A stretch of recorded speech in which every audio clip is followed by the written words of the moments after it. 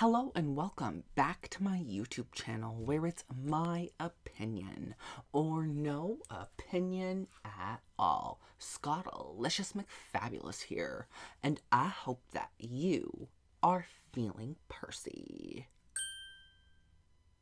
Give me my times. Give me my times.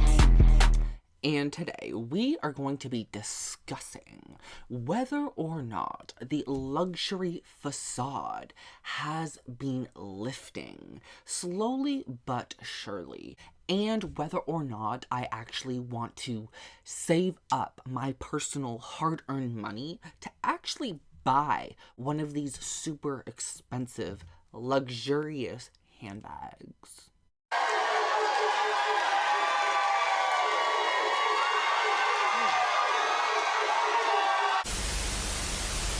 Now, y'all know exactly what time it is. It's time to get Percy with a luxury handbag discussion video on whether or not the actual veil of luxury is fading or beginning to, seriously take a massive hit.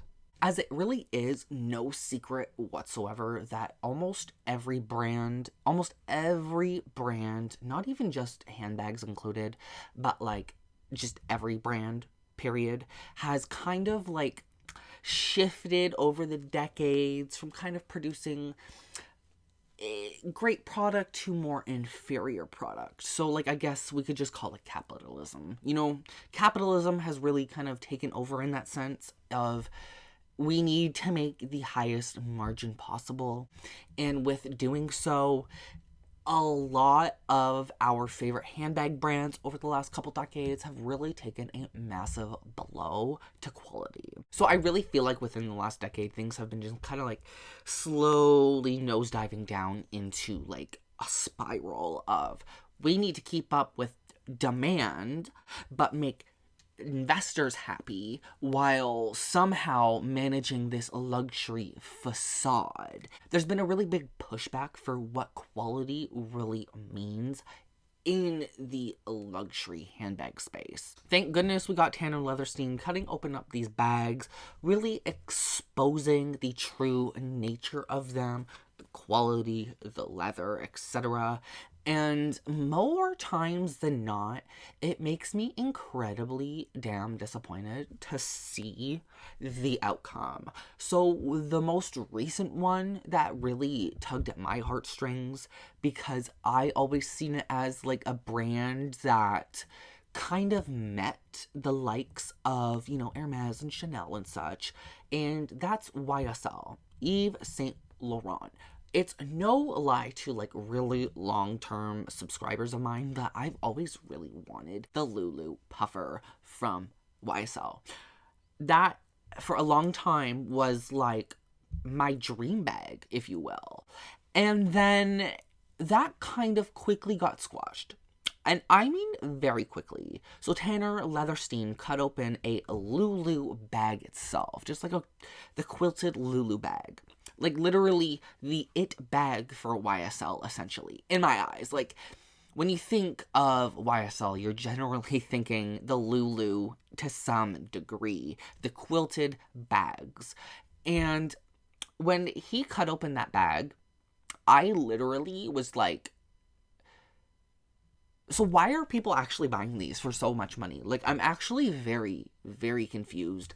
But when he really did go in depth saying that these high-end brands are putting these incredibly high, very soft finishing effects on their leathers and such, it's creating the effect that these bags are incredibly, incredibly high-end.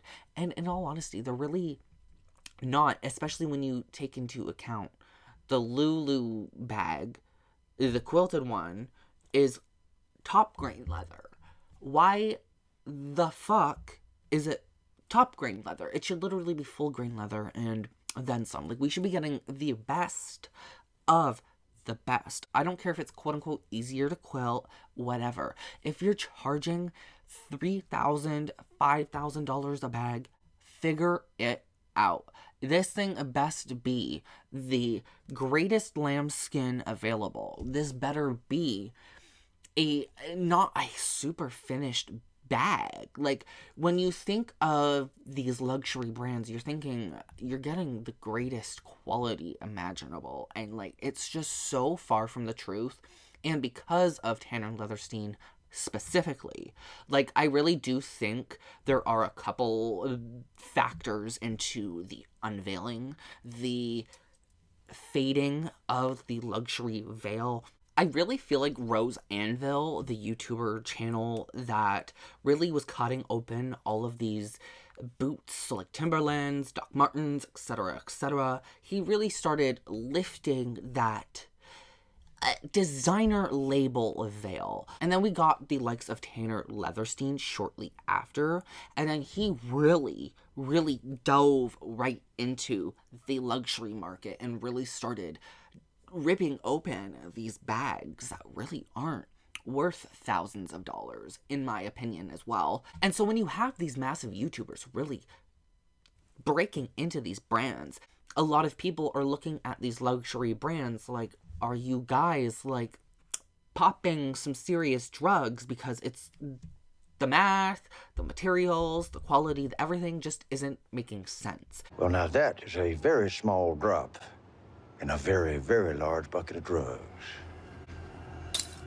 And to me, it does not matter whether or not a bag is made in Italy if the quality isn't necessarily matching where it's being made. So when you sit there and see YSL giving minimal quality for an it bag on that caliber, why would I save up $2,000 to $3,000 to get the Lulu Puffer when in reality it's not what I'm thinking it actually is? And I've actually felt the Lulu Puffer. I've went into a YSL store. I've explored one.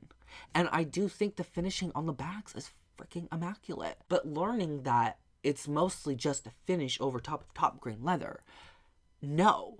Like, that is not luxury to me. Luxury would be full grain leather and then, like, literally making something beautiful out of that. And then selling it at a ticked price. But, like, we're getting, like, cheap leather and high-end finish. And it's like, no, I want high-end finish on top of high-end leather, or just give us the high-end leather.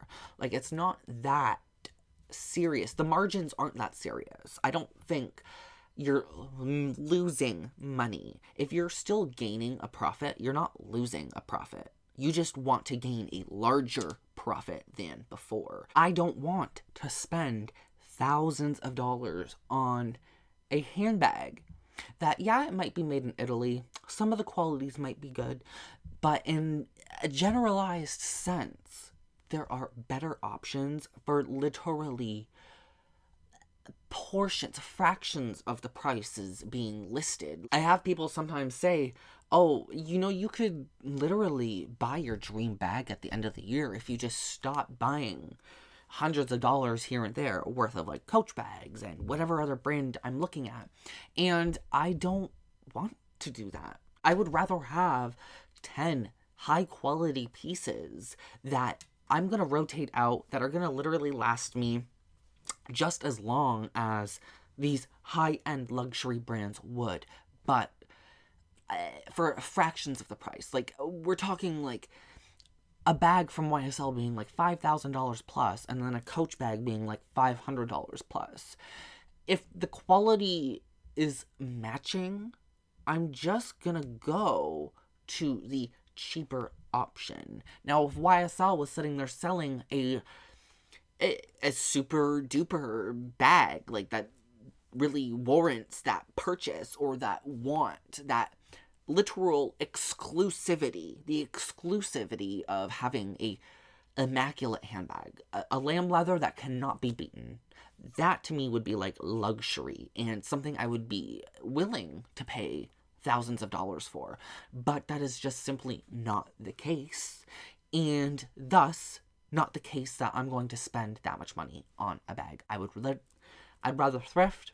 I would rather buy 3 different bags with $1,000 and be happy, because spending $3,000 on one bag is not luxury to me, and it's not going to make me happy at the end of the day. Can I do that? Yes, I most certainly can. I have a lot of bags I can sell. If I saved up for a few months, I could have one of these high-end designer bags. But at what cost? At the cost of missing out on things that I might actually like and things that are built to last. But with all of that being said, what is your thoughts on this luxury veil fading? Like, the luxury facade. Has the luxury experience kind of faded for you as it's faded for me personally? And do you buy the high-end designer bags knowing what you know now? Or are you one of those people that doesn't necessarily care? And there's no problem not caring. In all honesty, like, I don't care if you don't care. You know what I mean? But, like, for me, like, I just don't want to spend that much money on a bag. Even though I can, I just don't want to. So, before we hop into my hidealicious moment of the day and my outfit of the day, please hit the subscribe button if you are new. And if you guys enjoyed today's content, make sure you hit that like button, as it does help me know you enjoyed today's video. And it helps with that pesky YouTube. Ow. Go. Rhythm. I love you all to the absolute moon and back. And I'll see you all in my next video. Bye. 99 don't believe in you. There can be 100 people in the room, and 99 don't believe in you. There can be 100 people in the room, and 99 don't believe in you. There can be 100 people in the room, and 99 don't.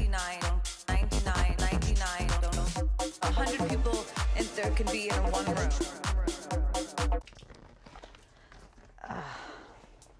I think it was good. I'm done.